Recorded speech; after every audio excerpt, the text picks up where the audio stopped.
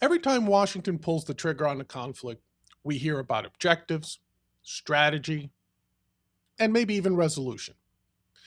What we don't hear about is your gas bill, the strain on alliances like NATO, or even the whispers about America's standing on the world stage. Here's the thing: war isn't just a military event, it's also a geopolitical, political, and economic one. Gasoline prices are roughly up by one third. Inflation expectations are sky high. Alliances are being tested. And while all that's happening, Chinese refineries are quietly setting records, buying the exact oil we're trying to sanction out of existence. Today, we're going to do the math on the US Iran war. Who pays? Who gains leverage? Who shapes alliances? And perhaps most critically, who walks away with more power and influence? This is Liberty Lens. I am your host, Big John. And as always, here today to help me make sense of the craziness in the world, my friend and co host, Mr. Mike Tomat. Mike, how are we doing today? Vladimir Putin and AOC. That's the answer.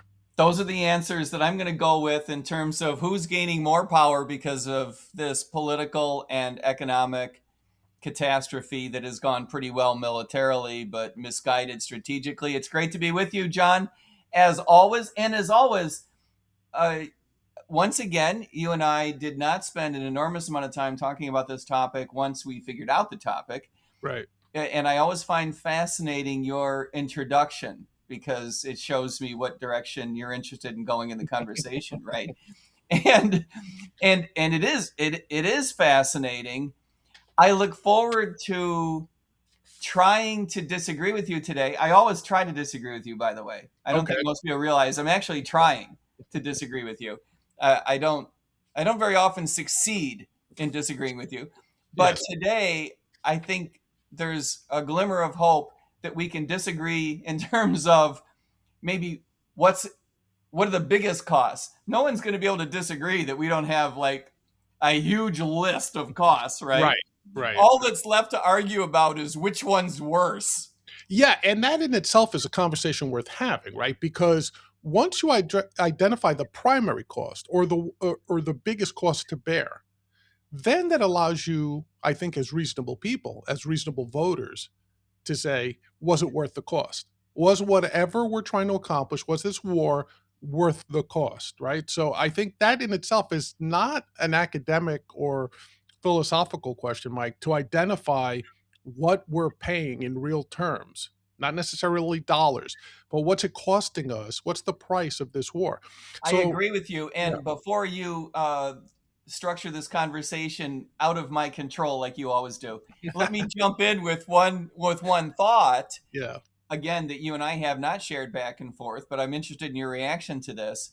Another piece of the cost benefit analysis is trying to answer the question, was this war inevitable? In Hmm. other words, Yes. on some level, you got to say, well, it wasn't worth it, or it was worth it. And so that's how to guide decision making. Sure. But what if we were to conclude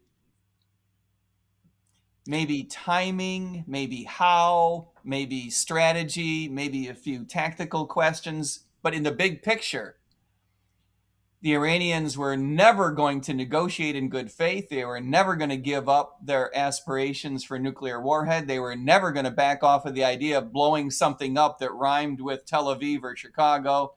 And therefore, say what you will, carp about legality and strategy and cost, we were always inevitably bound for this war. I think that Right. that is a real possibility. Sure, and that's always excuse me, when you're talking about things like business cases, right? And you being yourself a good economics guy, whenever you approach a problem, there's always opportunity cost and things like that. For example, a very small analogy would be climate change. We all know climate change is happening. I think most reasonable people do. And you're like, okay, what are we going to do about it? Well, there's the alarmist position that says do everything you can about it right now, regardless of cost, of disruption to supply chains and people's lives and economies. And there's other people that say, well, you know what? the human race has been incredibly good at solving things exactly when they need to solve them, whether it's vaccines, climate change, industry, pollutants, whatever. So is that early giddy up worth the cost, or is it better deploying those resources somewhere else to gain a greater good, a greater value, and then focusing them down the road? That's So a I think, really interesting point, and wouldn't you love to be a fly on the wall in the Obama Oval Office when yes, they went with the JPCOA? The idea that a crappy agreement, right? Trump characterized it as the worst agreement he had ever seen. right, I don't think it was that bad. It was bad, but I've seen worse. I've seen right, worse. And Obama clearly said, not in these words, and maybe not quite this clearly, but kicking it down the road was better than going to war. right. And he viewed those as two different options. Now, Trump has apparently decided that going to war was the better idea. And now you and I are about to discuss, oh boy, maybe kicking it Yeah, down the road was not such a bad option, at least for a little while. right, right. And so I agree with you, and I think we're gonna get there as the natural extension of this conversation. So let's start off with a very simple some facts. According to the National Bureau of Economic Research, historically, you can actually put values on wars. You could actually put a monetary cost and economic cost on war.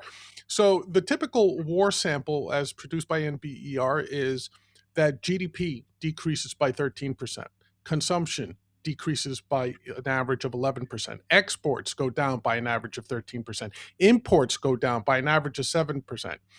A UN study in 2016 indicated that global conflict costs an estimated $14.3 trillion. So, Mike, that's like top line numbers. And let me just pose it to you in terms of this question. If we had had an equivalent tax increase, which is what this boils down to on the American public, and had this kind of economic impact from a monetary policy decision, Yeah, people would be outraged, right? They'd be vote the bums out. right. Why do we think that war, in particular this war, feels less costly? Well, for both reasons. One being, I think a lot of folks figured that the war was inevitable. We just got to suck it up no matter what it is. And the other is that because it's not aggregated all in one place and then served to you as a bill, Right. it's, you don't get to look at it that way. The president's approval rating is dropping so fast that I'm not sure it's any longer true that we don't look at it that way, at least a little bit, And right? for context, he has the lowest average poll numbers of any president at this point of their administration, this deep into their administration, Yep. and it's sitting at 36-37%, right? Yeah, and you would expect, having entered into a discretionary war that has not yet been resolved, it should be the low point of his polling numbers.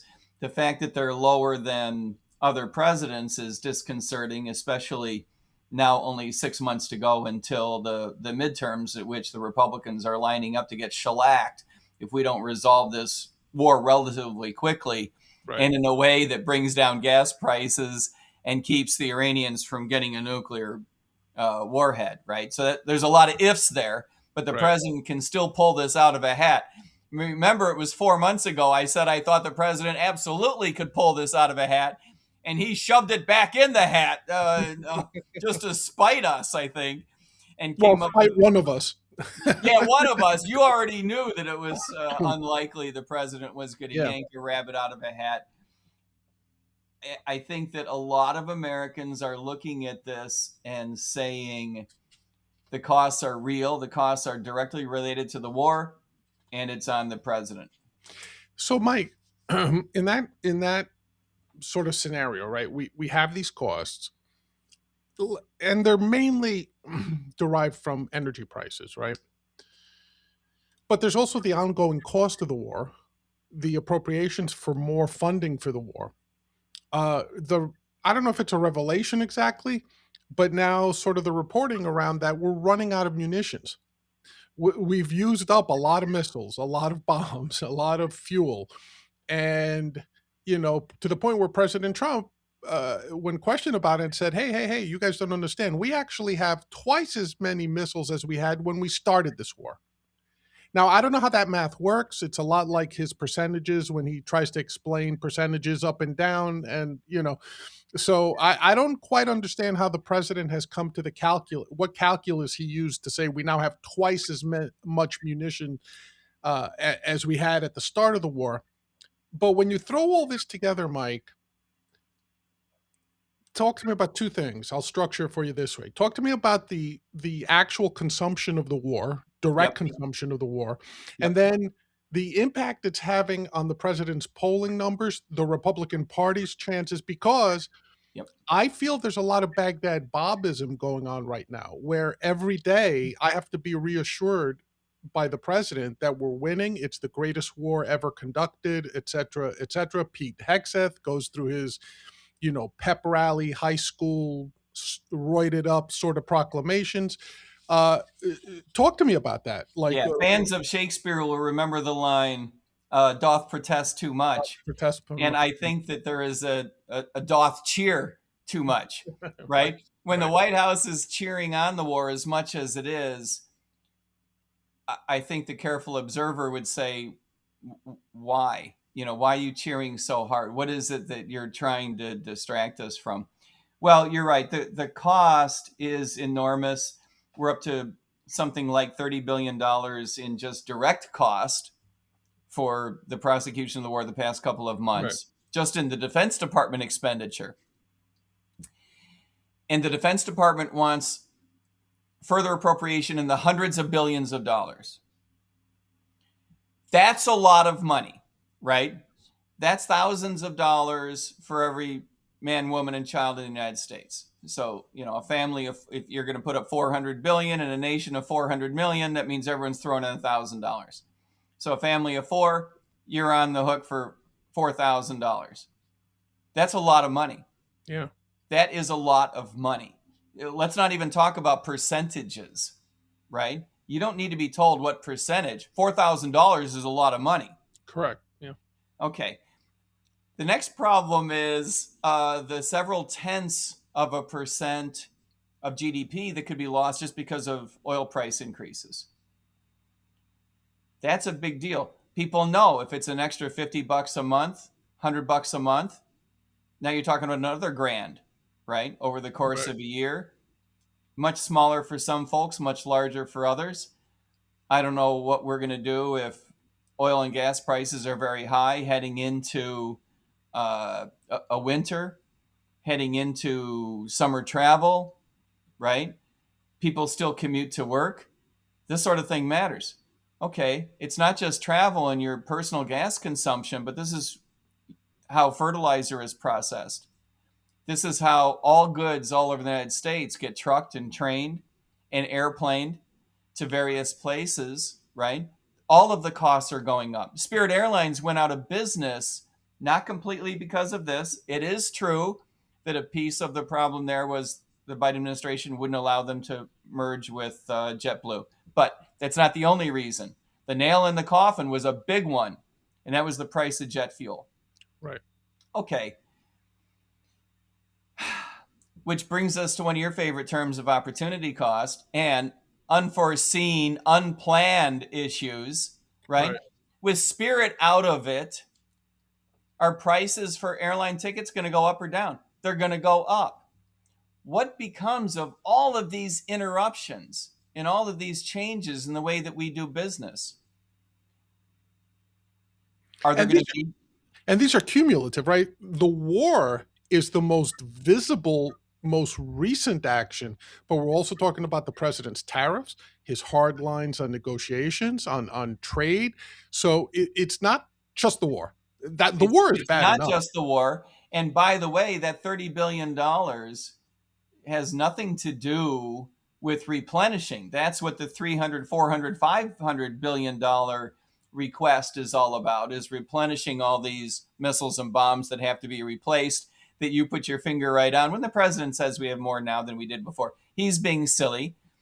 What he means is, I don't spend a lot of time trying to crawl into the president's head, but Right. others from the administration have alluded to the fact that there are more available for this war than ever before because there's more in the Persian Gulf.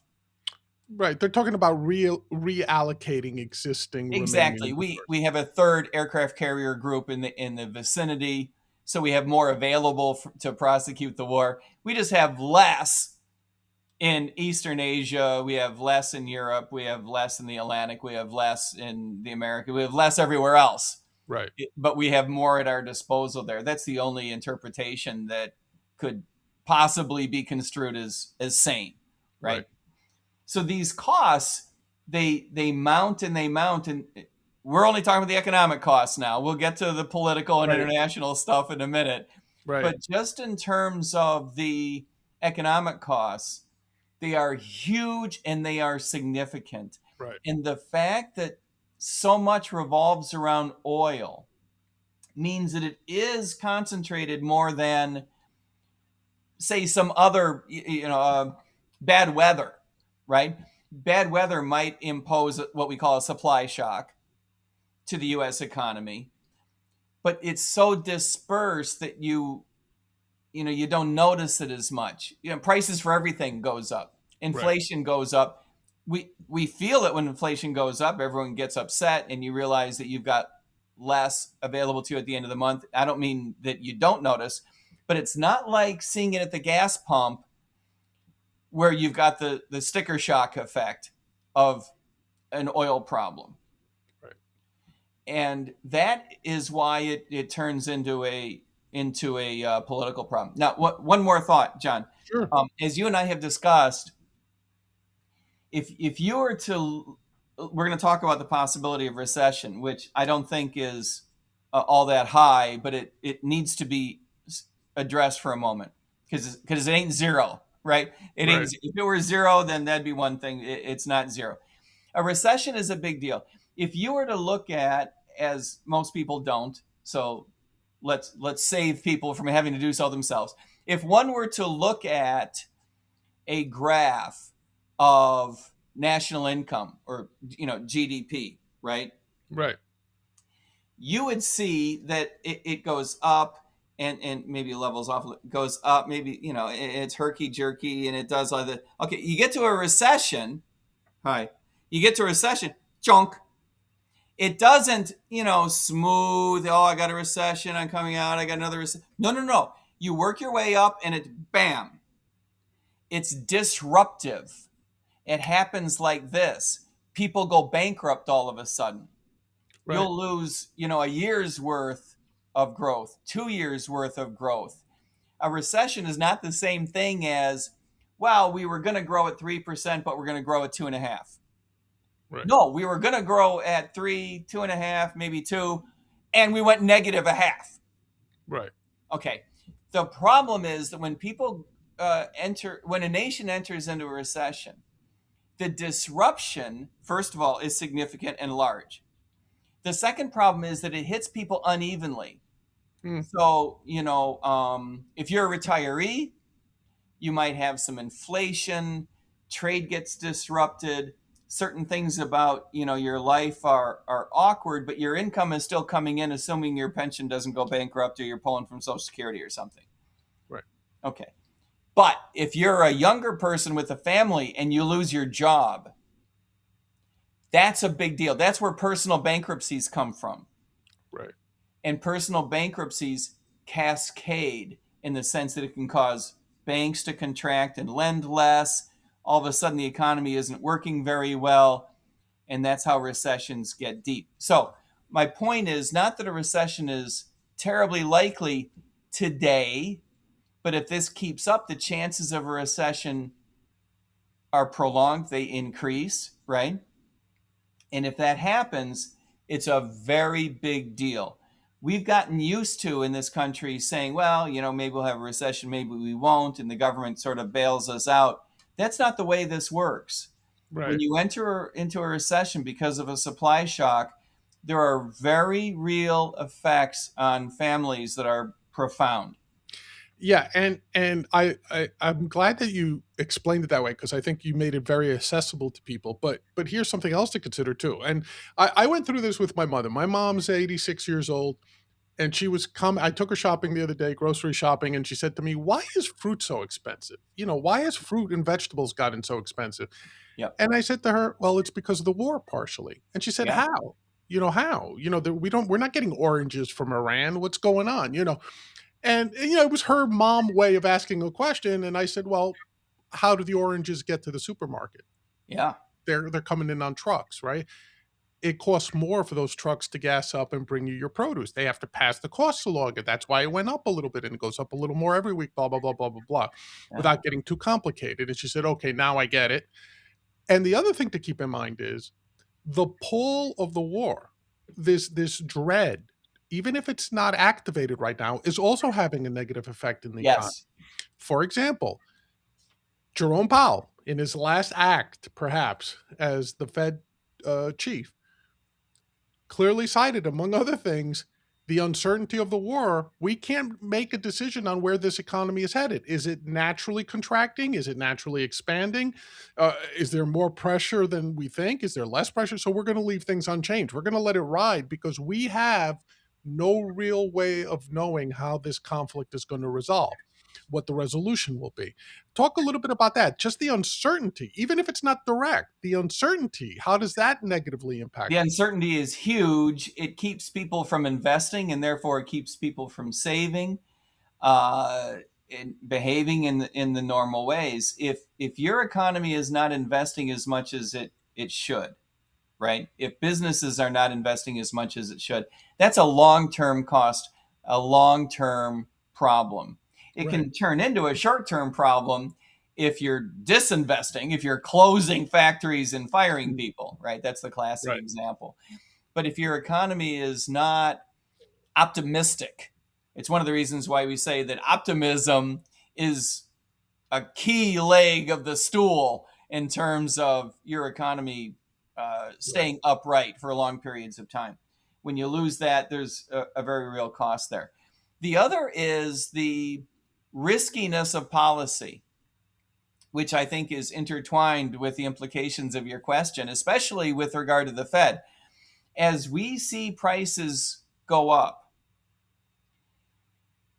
a lot of pressure will be brought on the Fed to bring prices down because we're used to saying, well, it's the Fed's job to keep inflation low, right? And for the people that are again unaware of the mechanism, the typical way the Fed keeps prices under control is by raising rates. That's right. They will raise if inflation is too high, you want to take money out of the economy, raise interest rates, make it more difficult to get money, make money more scarce, driving up what is effectively the price of money called the interest rate. Interest rates become more expensive to borrow, right? Higher interest rates makes it more expensive to meet your mortgage. It trickles down to your rent, makes rent more expensive. And in common parlance, Mike, I'm sorry to interrupt because I'll state it for the people who are as slow as I am. That also means that it costs more to quote print money. Correct? Yes. So if the Fed is not going to allow money to be created at the same pace in order to lower prices, increase interest rates, if that's the policy that the Fed pursues in order to keep inflation down, number one, it won't work. And number two, it'll actually add to costs in the long run. Let me explain. Not only will interest rates themselves contribute to higher mortgage costs and higher rent, that's a problem. That's a huge problem, right? But the reason these prices are coming up is not because there's so much money sloshing around our economy. It's not like prices are going up because the Fed created all kinds of extra money or because all kinds of extra money flowed into the economy or we did something that made everyone get rich and now, we feel wealthier and we're bidding up prices. None of that is going on. The reason prices are going up is because nothing on the consumer side, nothing on the demand side. It's on the supply side. This is what we call a supply shock or a supply side shock. It means that the suppliers of the stuff that we want to eat and drink and put in our cars are having a hard time. Okay. In this case, the oil producers can't get the oil here. The oil refineries can't get the oil in and then ship it to where it needs to be shipped. Oil is becoming extremely expensive, not because we're all wanting to consume more of it all of a sudden and bidding up the price of oil, but because we can't get it because the stupid Strait of Hormuz is shut down. So there's less of it, and we're bidding up the price of oil by virtue of there being less of it around. So this is not a monetary phenomenon, right? This hasn't been created because there's all of a sudden extra money laying around. This has been created because of the war. So when you have a supply shock, if you have a war and all of a sudden you get higher costs because of it, you don't react. If you're a central bank, you should not, if you're the Fed, you should not react to that by making interest rates higher, making it harder to borrow money, making money more scarce. That's how to trip into a recession. But because it's difficult to discern, are all of the price increases because of the war or only some of them, you get arguments at the Fed about what to do and a real risk that they could do the wrong thing, especially with pressure from the White House, which is a constant for 200 years. Right. For 100 years, it's a constant that you're going to get that pressure from the White House. But if the White House starts appointing people to the Fed that will go along with them, then you could get these weird arguments that are not healthy for American monetary policy. And, and if I could try to summarize, it's probably something that both, say, Milton Friedman's acolytes and Hayek's acolytes and Mises' acolytes could all agree on, despite the school of economics, which is, in this particular case, the signals are not clear. The pricing signals are being mixed. So to be able to react to something, you don't like people again have to realize prices are signals. They're telling you what the market is, where the market is, and what it's doing. And if someone messes with those signals, either too quickly or in a non-transparent way, i.e., a war, for example, it's hard to say. So to your point, whether it's Powell or incoming Chairman Warsh, they don't know why the inflation is, aside from the direct one with gas, but it's hard to know. It's extremely, because we have had trade imbalances, like you said, not imbalances, but trade interruptions with tariffs and whatnot, and compounding. We've had a lot of money since COVID, non-productive money, if I could use that phrase, injected into the economy. So it's everything all at once. But I don't want this to go into a separate episode, which is the economics of everything. But in terms of the war is clearly muddying the picture. Mike, let me move to the next thing to make sure we don't get stuck on this. So that's sort of like the economic, how the war is affecting the economics. Let's talk about politics now, and let's talk about geopolitics, global politics. One of the, aside from the direct implications of the war with Iran, the ties with Israel, in general, what's happening in the Middle East, there's that ancillary circle that I want to talk a little bit about. Notably, talk to me about the direct and indirect effect the U.S.-Iran war has had on NATO and our relationship to NATO. I know you've been pretty vocal on this. For those that don't follow Mike, please follow him on X. He will definitely give you some ideas there. But talk to me about NATO specifically. I know some of you are going to want to give me pushback on this, and I think John is going to also. So let me just state it flatly. Sure. NATO is dead. NATO died. NATO is gone. It has not yet been buried, but it is done and over. NATO no longer exists as we knew it. It's at this point, it is merely a piece of paper, and it is a direct casualty of this war and other recent conflicts, mostly of this war and European mismanagement in the long run, perhaps American mismanagement in the short run, but the Europeans have not handled this well over a long period of time. And we'll get into that. But what's happened the last few weeks is the Europeans don't want a piece of this war, right? They don't want a piece of the American-Iranian war, which is how And they view it.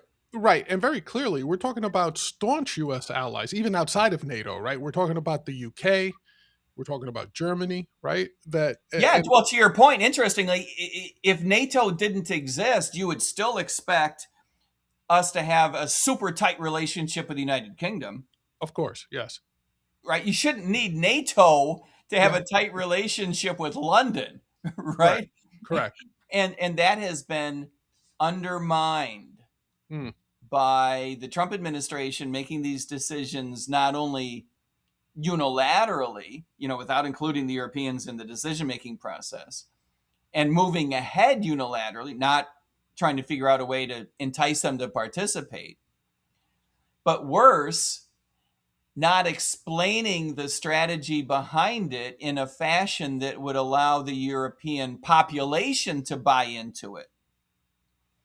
If the American president can't convince the American population this is a good idea, and clearly the president has not succeeded completely in doing that, right? There are pockets of support, but much of the United States population is not having this war at this point. correct. If the American president has failed to sell it domestically, you can only imagine how poorly the poll numbers show the president doing with regard to the attack on Iran in Europe. The Europeans aren't having this. Right, and if I can throw this in for your comment, combine it again with the perception that this was a war on behalf or behest of Israel. So it's Yeah, not just America decided to do this, it's Israel either goaded or forced the US into this war, into supporting this war. there is that perception. I would like to believe that it's not true, Correct.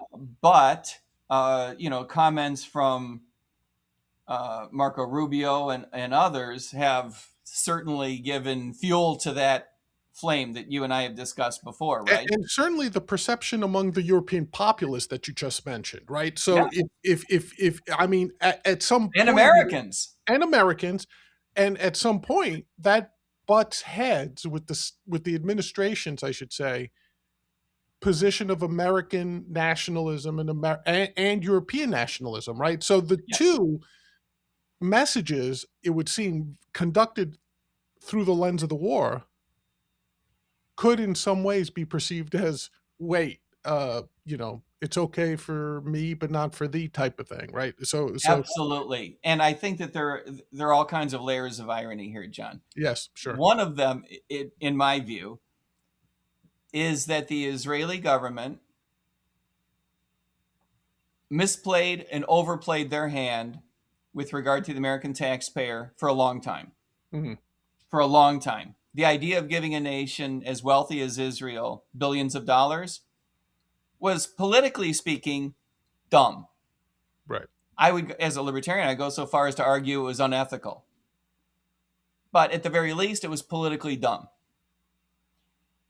We should have been building a relationship based on perhaps a treaty, but we should have been building a relationship based on shared interests and values, and Right. said so.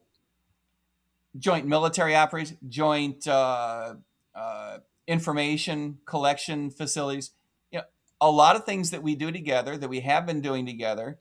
That's all good. That's all great. That's all great. And as you and I have discussed many times on this show, we're big fans of Israel. Big fans of Israel. Traveled there. It's all good. But the Israeli government has blown it. And now, who's pissed? The people who are paying for this. And that includes the American taxpayer and the Europeans. Because now the Europeans are being asked to spend more on defense than ever before. And some of them are grumpy. We liked it when the American government, the American taxpayer, was plan A for defending our borders against Russians and other bad people. We Right. liked that. We liked the free ride. Well, of course you like the free ride. Everybody likes it. I like a free ride. Just because, as an Austrian trained economist, I believe there's no such thing, doesn't mean I wouldn't like one, You would right? like a free lunch, I but would like a free lunch. I would love a free lunch every day. Every day since 1945, I would like a free lunch. right. But that's not how this works. Right. And whatever you might say about President Trump, and we have been critical, we have been supportive, we have been critical, we've been supportive, we've been critical. You have to hand it to him. He put his finger on this problem in a way that resonated with the American taxpayer, and in my view, is not wrong. Right. When I say NATO is dead, I don't lament it. I've been calling for the death of NATO for years. That doesn't mean I wish it were handled the way it has been the last few weeks, which is the UK and Spain say you can't use our facilities, and then we start pulling troops out of, Germany and threatening to do so out of Italy, and the governments are all mad at each other, and we can't cooperate, and it's chaos. That's not how you want to replace a successful and long-running treaty organization like NATO. You want to, renegotiate and you want to find ways to supplant, ways to replace, ways to keep growing, right? This shouldn't be a divorce. It just means, the kids are leaving the house, they're going to college. We need a marriage counselor might be a way We of need a putting marriage counselor. We're still a family. We're it. still Right. a family. It's just that I think, it's time for you to get a job.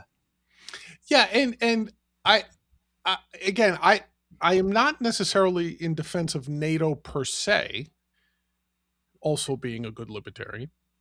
But I did want to talk to you about this particular way you just phrased it, which I think it has a lot of merit to the way you described it, which is, look, the president, as you said, and I might even rarely give him credit for this, is to say, look, why is America shouldering the burden for this? He got the member nations of NATO to increase their contributions to 5% of GDP, which doesn't sound like a lot, but they were somewhere near 1 or 2%, typically speaking, and the US was closer to the 5%, right? So, Yeah, to there the weren't many that could make two. correct. So, Yeah, so, get them from 2 to 3 to 4 is a big deal. so the point is that he already played hardball with them. He got them to concede. And this was not long ago. This was what, a year ago? Yeah, last year. He got them to concede. So the Europeans could rightfully say, like, hey, okay, you guys got a little hardline with us. We were taking advantage of you for a while. We get that. We agree. We need to step up, blah, blah, blah. You still got our back? You still got our back? Good. We'll do more on our own. Cool. And now the next thing you know, they've got the rug pulled out of them. And ironically, the only time Article 5 of the NATO treaty has ever been invoked, it was invoked for the US in the wake of 9/11. Now, I know the argument is we would have done it regardless. We would have done what we wanted to do regardless. But the irony can't be avoided. Just like the irony of the US complaining about uh, uh, rogue nations having nuclear weapons, it still remains that in history, only one nation has dropped nuclear weapons on another nation, and that's the US. So, not to sound like a peacenik libertarian necessarily, but the cognitive irony cannot be avoided here, Mike, right? The Yeah. US preaches like you can't do this to Iran. We're the only ones to have done it. Yep. Hey, NATO should die and Article 5 is useless. Well, we're the only ones who ever used Article 5, and for whatever they contributed, they honored Article 5. How does this affect our standing geopolitically now? Forget NATO as a standalone thing. I mean, I tend to agree with you on that. But now talk to me about the US. How does the US come off now the next time after Yeah. President Trump is gone, Well, after it is Maat is wrapped gone? up. It is wrapped up. So let's wrap up NATO because it Yeah. matters to how we're perceived in the rest of the world. If it had been handled the way that we had advocated, which is slowly and thoughtfully, uh, maybe renegotiated, but certainly reconstituted and rethought and maintained all of those relationships and made them good, healthy working relationships where the Europeans are doing more and we're not pledged to knee jerk back up each other's stupidity, which is Right. how I view Article 5. Article 5, sure, it says attack one of us, you've effectively attacked all of us, and we're going to respond. But I could rephrase that without losing a lot of accuracy to say, we're in your corner no matter how stupidly you behave. Right. And that's where President Trump doesn't want to be. Okay, these relationships matter. If we had handled it that way, our standing in the world would be just as terrific as it was 2 years ago. But we didn't. The reason NATO is dead is because no European prime minister or king is dumb enough to believe that if they got into a war, that President Trump would back them up come hell or high water, no matter what, just because of NATO. Now, maybe we would back them up if it was in our self-interest, depending on the circumstances, but you don't need NATO for that. NATO says you're going to back us up because you said so decades ago. If you believe that President Trump would send troops in an aircraft carrier to back up any NATO member because they were attacked, no matter what reason, right? Just because of a treaty that was signed decades ago, you're believing in something that is just factually incorrect. And for this reason, NATO is dead, because that's what NATO is. Right. That's what NATO is. So NATO no longer exists, functionally speaking. Now, because it fell apart in an environment of spite, right? The president saying, I'm going to pull out troops effectively because he's mad. Yeah. The administration hasn't done much to cover that notion. Yeah, he's throwing a tantrum, basically. Yeah, we're just all mad at each other, so we're going to withdraw troops to make the point. That suggests that is the basis for our relationships with foreign governments. That's a huge loss. In any set of relationships, what matters is your ability to communicate what's important to you, no matter what kind of relationship, right? In a family relationship, you're important to me and I'm important to you, and we're going to do things that overlap our objectives because we care what happens to each other. But this is where I'm going in the long run. This is what I care about. This is my interest. If you can't articulate that in a way that engenders trust, then you don't have what we call soft power, right? In the world of international diplomacy, soft power means getting someone to do something for you without coercion, without threatening them. Right. If people don't know what it is that you want, where you're going, what you would do what's your philosophy, what you would do in certain situations, how can they trust your future behavior? Right. That's what it's all about.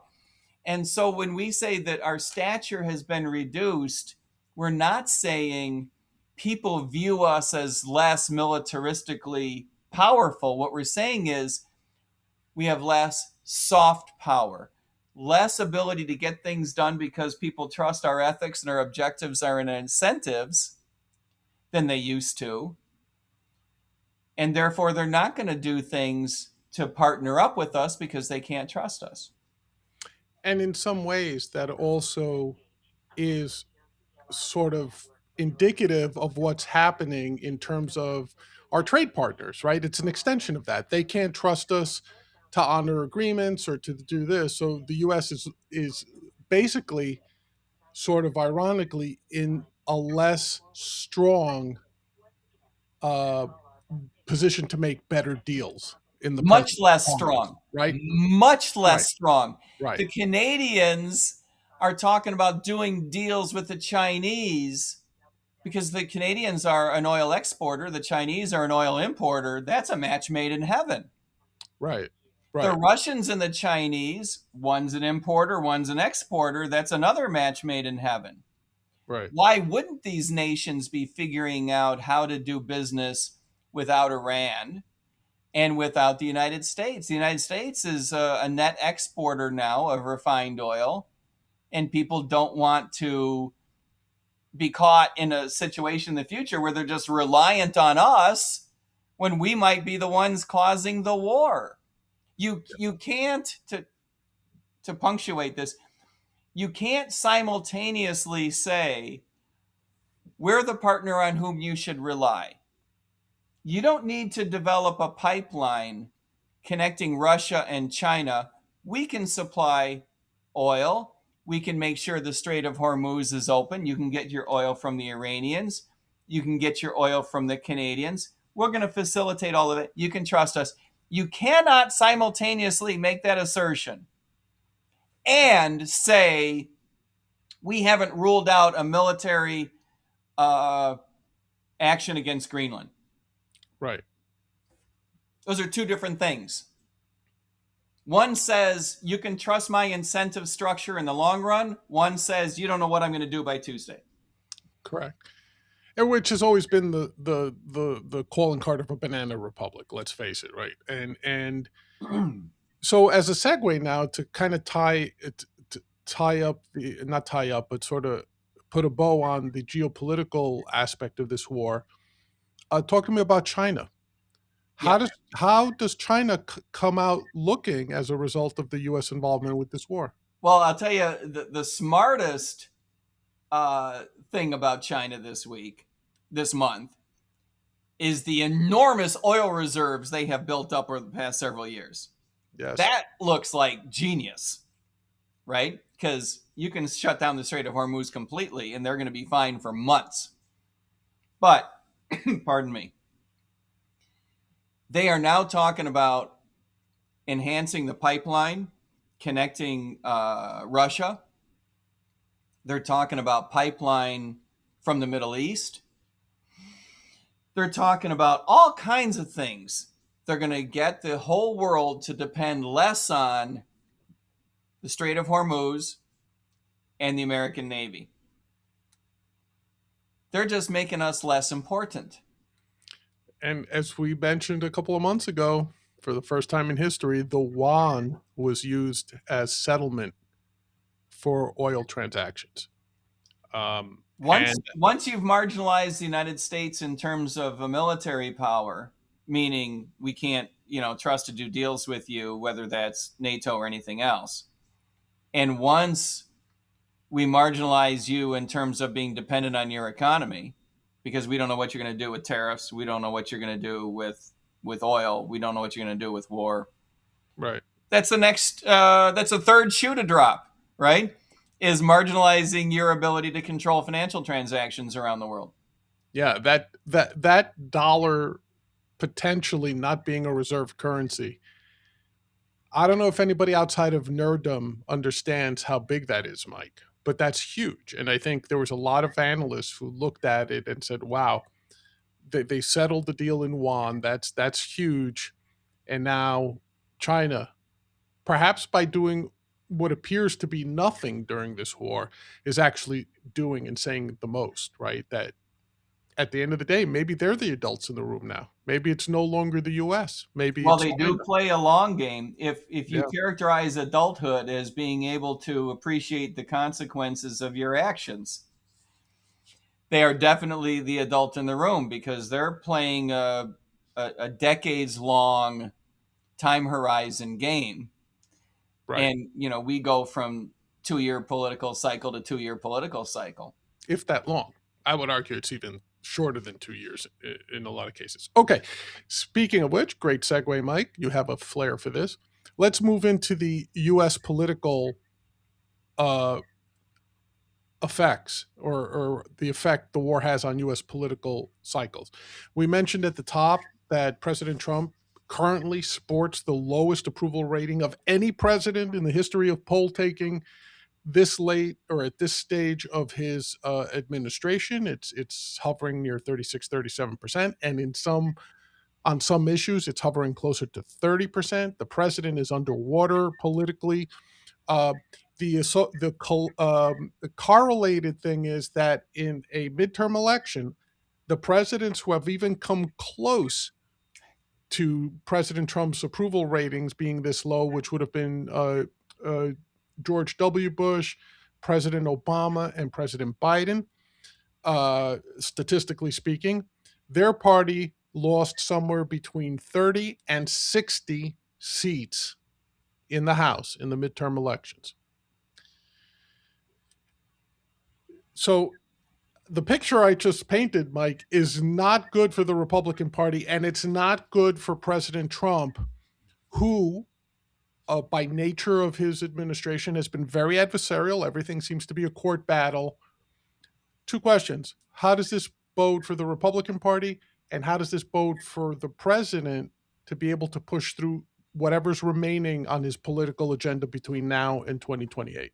Unless the president pulls a rabbit out of a hat,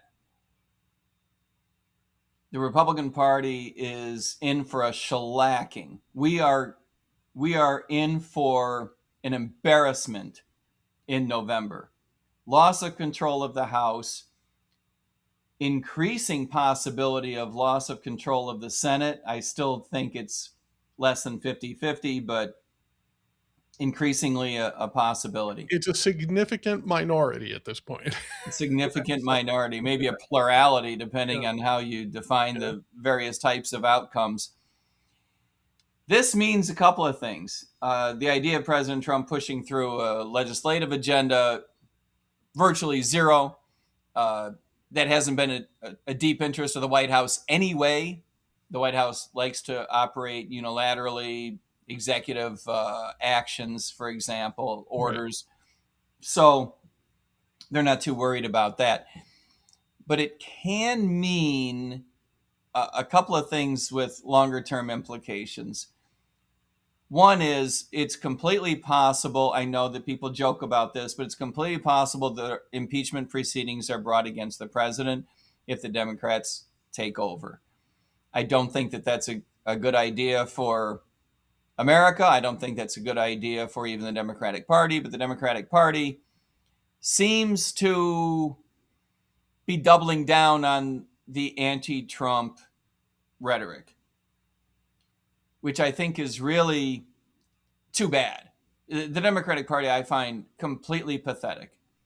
We've been saying literally for years, the Democratic Party has to figure out how to deliver a message, a program, a package, an attitude that is pro-America without being anti-Trump. They need to do something besides just hating on the president, right?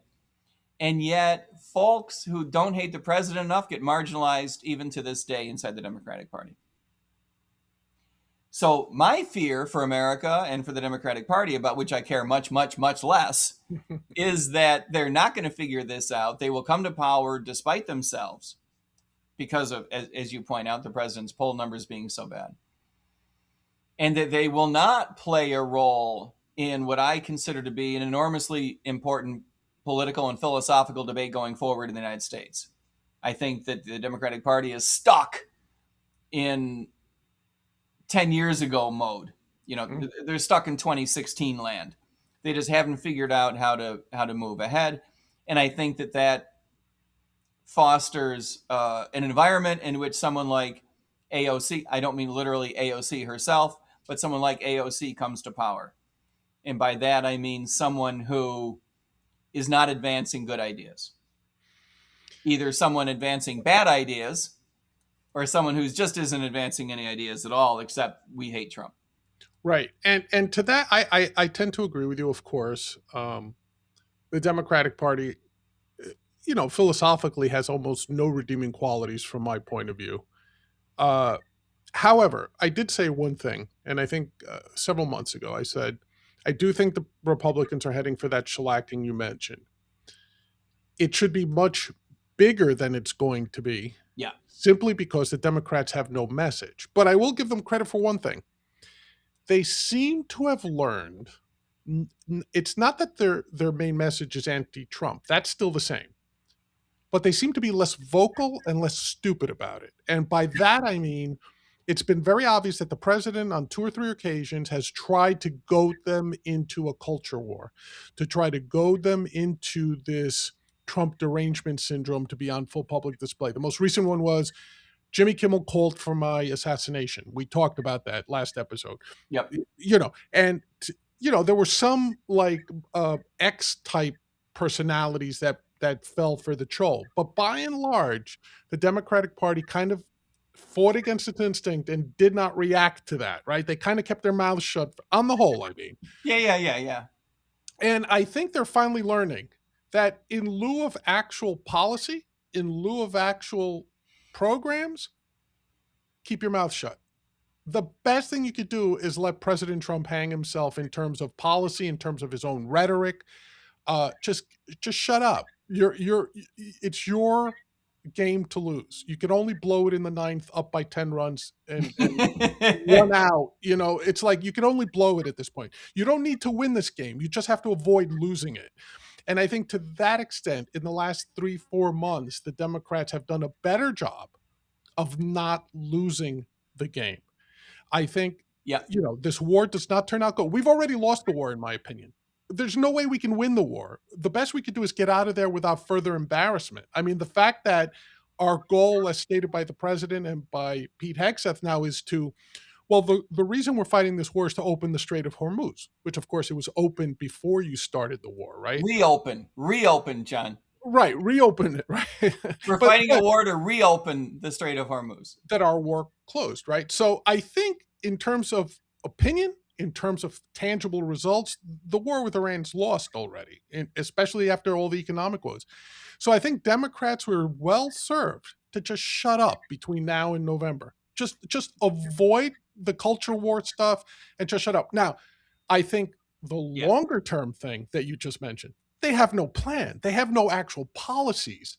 They're stuck in 2016. Is it going to be impeachment hearings and even more onerous DEI stuff once they get back in power? Well, if that's their goal, they're just they're just keeping chairs warm until 2028 at that point, right?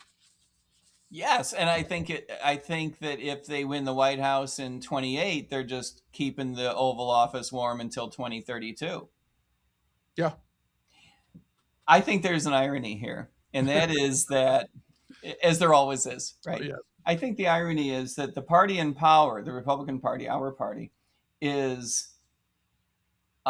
much more likely to go through the angst, the infighting, the reconstituting itself. I was going to say reconstitutionalism, right, required to figure out how it wants to behave in the future.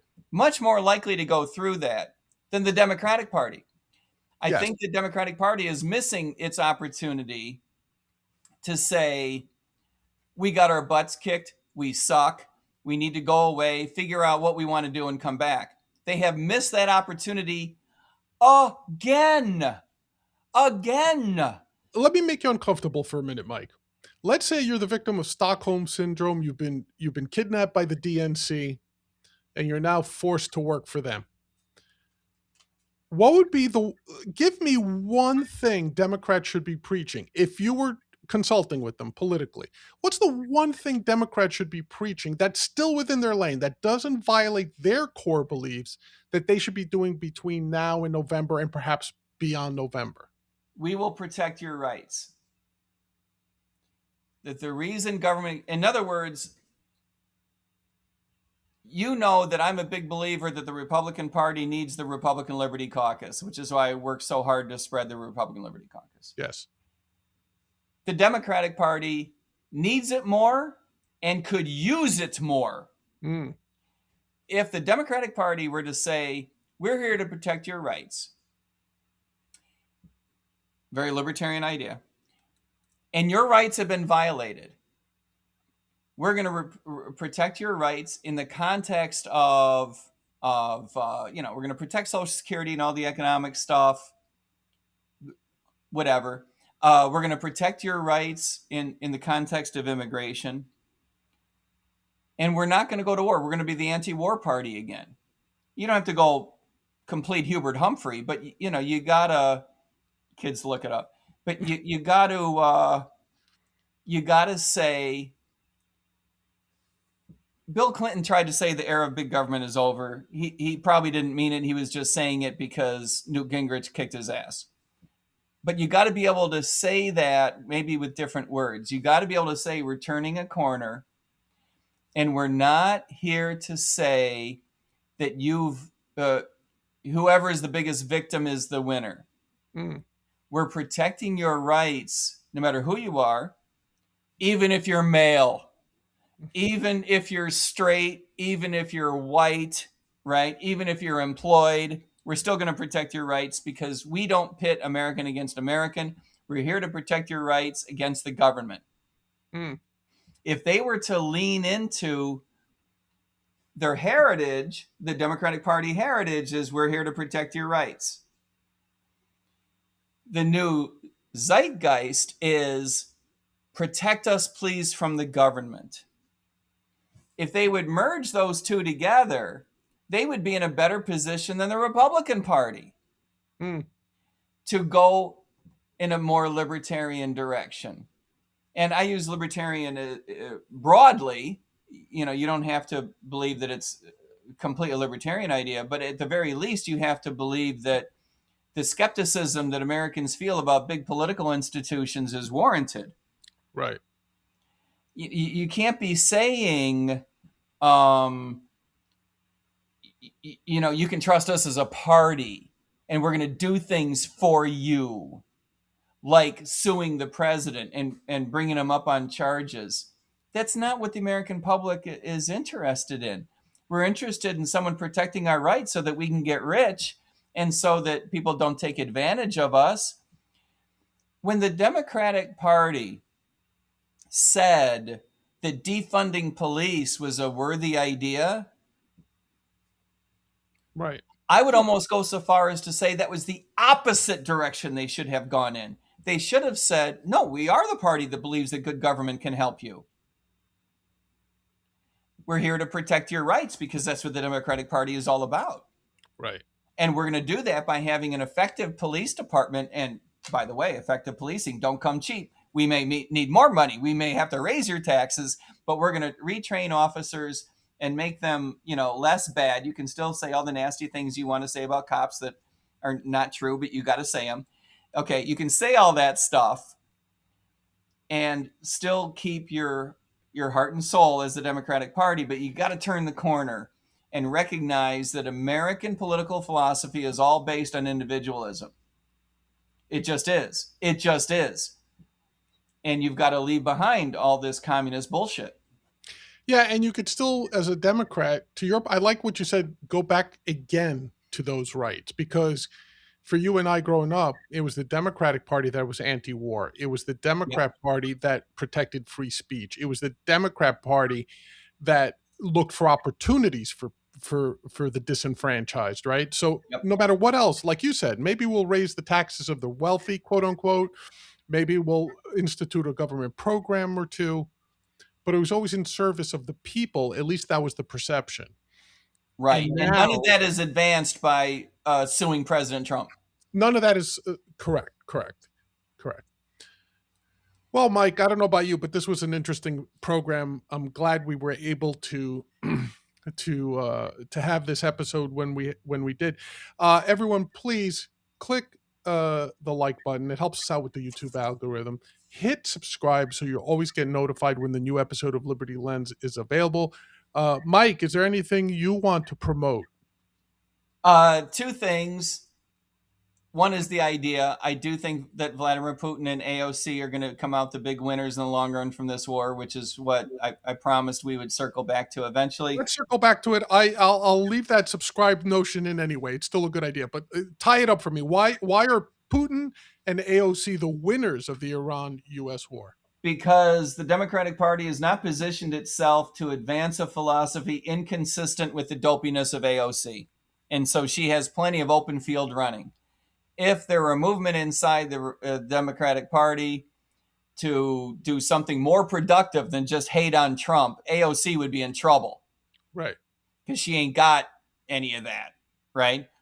And Putin is the big winner because oil prices are up. He's a net exporter. He gets to keep his war against Ukraine, and the United States is not going to do a damn thing about it.